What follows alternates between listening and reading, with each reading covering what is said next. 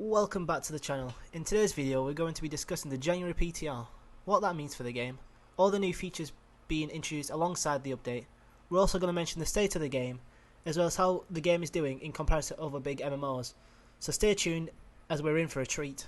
So, yesterday we've gotten a new post from the New World development team referring to the upcoming updates within the PTR.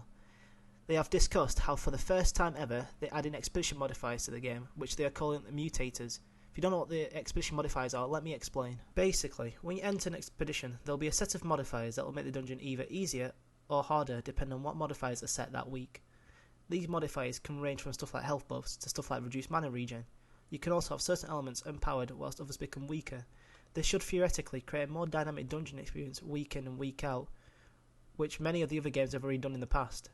They've also added scoring within the dungeons, which you accumulate over the course of the expedition. The score adds up to ranks, which can either be bronze, silver or gold. The higher the rank, the better the rewards you get at the end of the dungeon. But the question is, how do you gain dungeon score? You can gain score within the dungeons by doing the following. The faster you complete the dungeon, the more score you're rewarded. The amount of AI kills. Takedowns on named enemies. Team wipes, so if your whole team dies, you lose score. Each respawn reduces score. One game that comes to mind is Destiny 2, which has weekly modifiers on their version of Dungeons Cold Strikes, and that is quite similar to what New World is trying to achieve right here. With this update, they've also changed the drop rates for named enemies within the expeditions and increased their drop rates, so you should be getting more drops per named enemy killed. As well as that, they've added tier 5 gear to the Dynasty Shipyard loot table. However, the biggest update to this patch is the Umbral Shard system. The new addition to the game is the Umbral Shard equipment system. They have added a new item to the game called the Umbral Shard, which allows you to take an item with a gear score of 600 and upgrade it all the way up to 625. This should continue the power leveling within the end game and give the players who have already maxed out their gear a new chase, even if it's only a chase of power. They said that raising your gear score is important when taking on the new mutator expeditions, as the enemies within it will be much difficult than we've ever seen. However, compared to the soft cap, which can be reached in any way, this new item only drops when you complete a specific set of activities.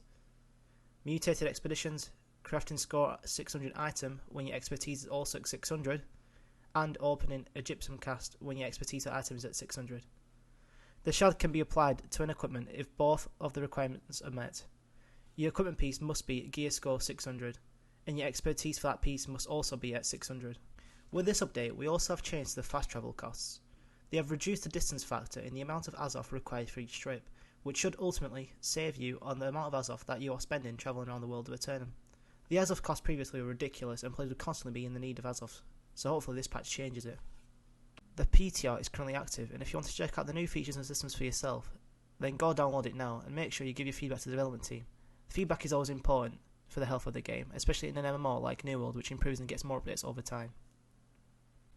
Now, regarding the state of the game is currently 100k concurrent plays, which is quite good compared to other games within the Steam charts.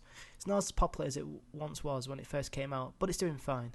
This number will probably keep going down each month until we receive a major content update that will introduce more weapons, as well as enemy types and probably a map expansion. But until then, see you in Eternum.